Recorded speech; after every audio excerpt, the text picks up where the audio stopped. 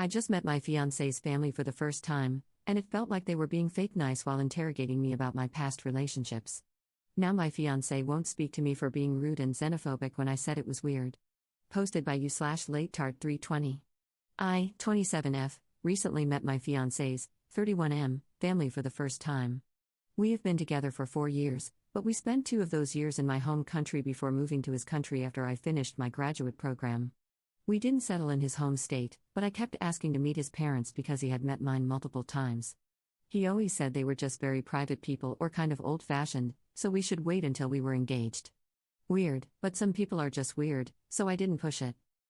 Well, we're engaged now, so last weekend we finally made the trip.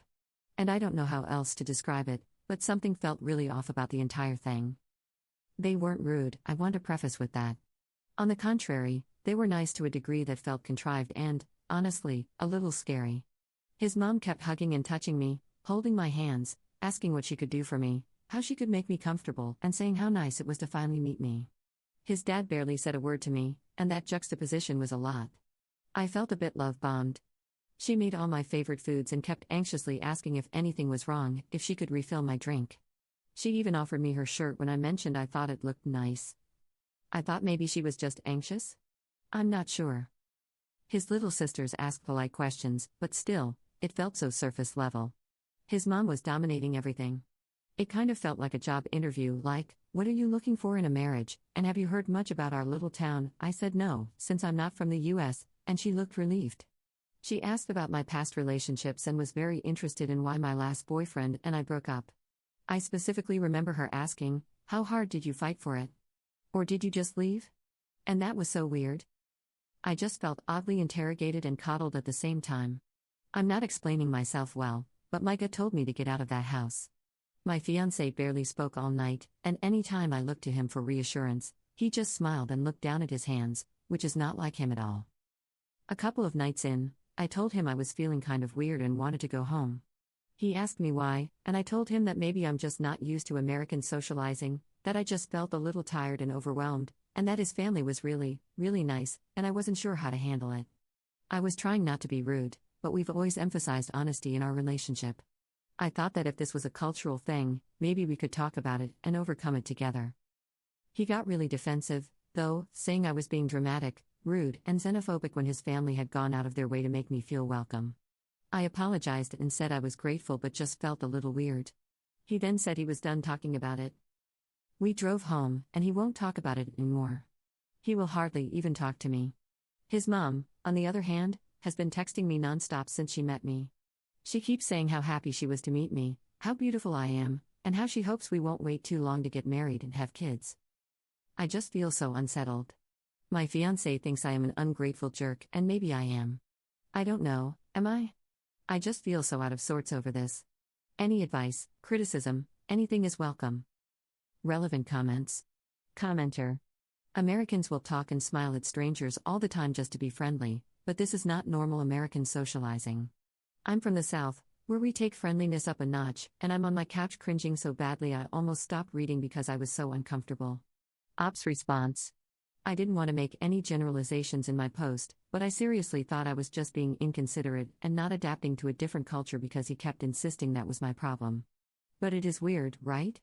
It felt like so much more than friendly. I can't accurately depict it with words.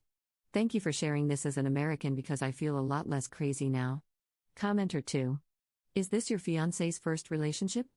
Or has he dated prior to you? If yes, maybe you can reach out to an ex to ask about his family. Ops response. I am his first serious relationship. He's mentioned past flings, but we haven't talked much about exes. So maybe his mom is just really excited that he's finally settling down or something? Commenter 3. Makes me wonder if he threatened them, and they're reacting this way as a passive-aggressive response to his pressure. Ops response. I don't know. I asked to meet them for a long time, and he had so many reasons why we couldn't, so I guess part of the discord in my mind is wondering why they reacted this way when he told me they were private and old-fashioned. It just doesn't match up at all. I also don't think my fiancé would do something like that, but he is acting so strange right now. Op adds an edit to her post. My fiancé still isn't talking to me at all. He shut himself in our room and said he needed space.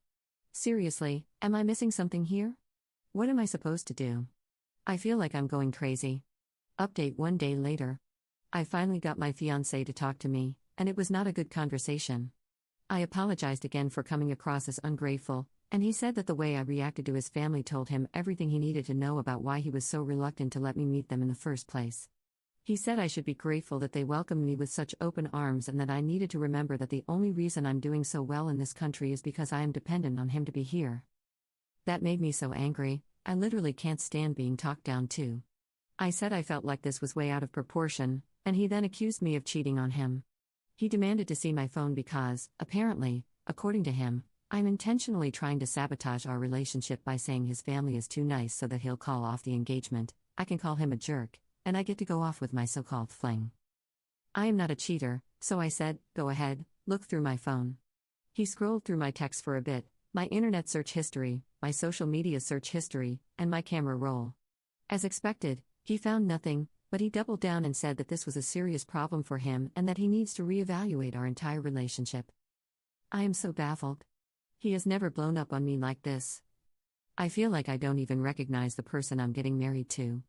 Edit. I didn't articulate myself well in the first post, so here is a more detailed rundown of what happened at his home. His mom touched my hair, kept hugging me, and grabbed my arm. She even pinched my cheeks a couple of times. These could all be very normal things. I'm coming to understand this by reading the comments, but paired with everything else, it just made me feel more like a doll. She repeatedly said I was more beautiful than she had imagined and kept calling me beautiful and perfect for her son. She grabbed my shirt because she said it looked so good on me and wanted to feel it. She insisted I sit next to her and frequently said she was so glad to finally meet me and that it felt like she had been waiting for me forever. She served my plate for me and kept refilling it with food even after I said, "Thank you, it's delicious, but I'm full." She also kept bringing me drinks even when I said I wasn't thirsty.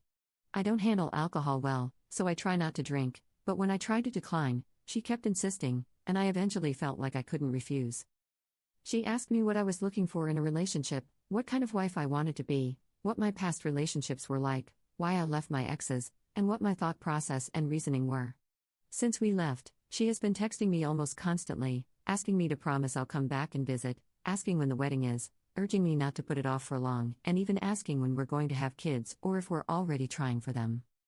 I hope this provides more clarity on why I felt the way I did, even if I shouldn't have expressed it to my fiancé, as I was a guest in their home and a recipient of their hospitality. Edit 2. Many people have asked, and I guess it might be more relevant than I initially thought. My fiancé is white, and I am Asian. No, I was not born in the US. We met when he was teaching English in my home country. Second update 1 day later. I want to start by saying thank you so much to all the commenters and everyone who messaged me privately with words of support and comfort. I have been really slow to catch up with what is happening to me, and although many of the comments scared me, I started coming to the natural conclusion that they were right. I felt more and more unsettled as the hours went on. My fiancé's mother kept texting me, and he didn't text me from work like he usually does. He got back late. His current job is labor-intensive and requires long hours. When he returned, I was waiting and told him I wanted to talk right then because the way events were unfolding was unacceptable to me, given the effort I've put into our relationship. It was leaving too many questions unanswered and creating even more. He instantly lit up and demanded to see my phone again. I said I would not give him my phone unless he gave me his, and he vehemently refused, saying I was the one causing problems, so it was his right to look through my phone, not the other way around. At this point, I was starting to feel really scared of him. I am physically much smaller than he is, and this had never felt more apparent to me than in that moment.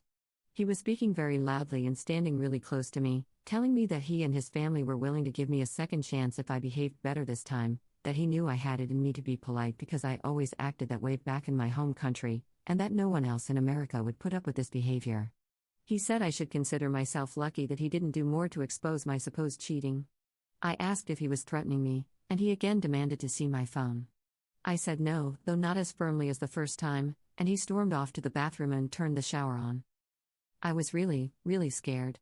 So many of you told me to look him and his family up, and I didn't because I honestly thought it was silly. But I did, right there in our living room. It turns out he did have a past girlfriend, though he has always maintained that he only had short flings and never a serious relationship. She disappeared 8 years ago, and he was considered a suspect for a while. I couldn't find much in the articles because I honestly didn't know how to dig further. I don't know if anything ever came of it, if he is still a suspect, though I guess he couldn't be if he was able to teach English in another country. I don't know how it works. I know he was never convicted, but whether or not he did it is irrelevant to the fact that he lied. He lied so colossally about something so huge. I was genuinely so scared that I started shaking. I couldn't think or do anything. It was the middle of the night, he was in the shower, and I was just so scared. I missed my mom and home so much more than I had since I left. I locked myself in our bedroom and called my mom. I tried to explain what was happening as best I could. My parents told me to leave everything except for family photos, heirlooms, and my work things and to go to a hotel, not to say a word to him and just do it as quickly as possible. I told them he was in the shower, so they thought I would have enough time to leave without him noticing. I gathered my stuff as quickly as I could. I think I forgot some jewelry, but it's okay. My dad sent me money for a hotel, and that's where I am right now.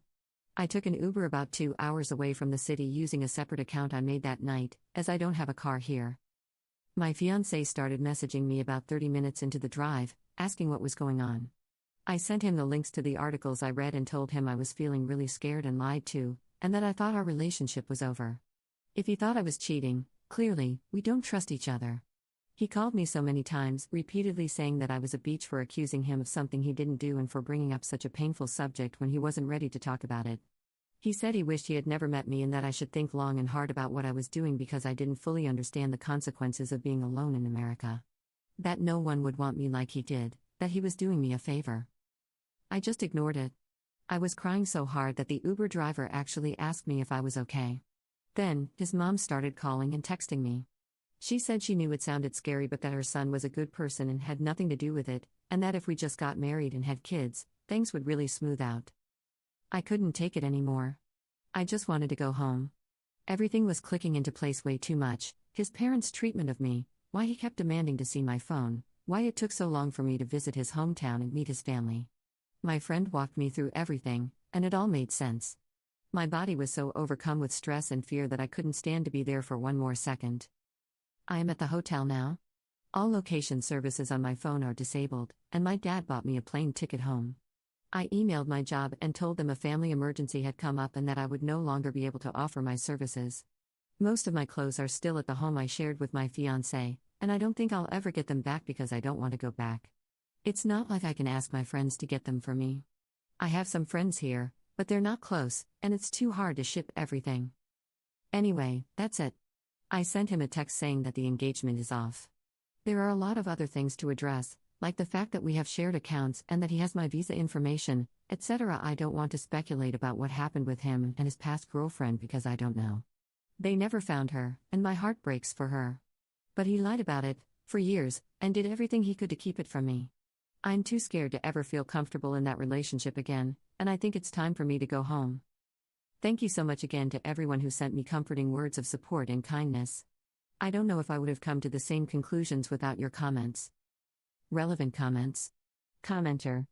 Let's look at it neutrally. She did the right thing, but at the same time, what if that guy is actually innocent and his entire life got messed up because of that past situation? His parents just want him to finally find someone, but he can't, because of something he might not have even done. All of that could have literally forced him to become a bit unstable. If he is innocent, we can't really hate him or say he's wrong, rather, we should pity him. That being said, maybe he should have been honest from the start. And in the end, of course, her safety is the most important thing. If he is innocent, he should probably go to therapy. Commenter 2. If this story is, in fact, real, Ops X should have revealed his past before they got serious and certainly before they got engaged. My boyfriend disclosed a traumatic event that resulted in legal trouble before we even went on our first date. I Googled him when he told me and read all the media coverage about it. I could have easily found that out, decided he was guilty, and chosen not to date him, but he took the chance, and I respected that immensely. On the other hand, if I had found out on my own and he hadn't told me, I would have been absolutely terrified and left without speaking to him ever again. I know it's tough. My older brother is someone who hides his criminal past and even uses a fake name to date to avoid being Googled. I find that incredibly dishonest, and no good relationship can be built on that foundation.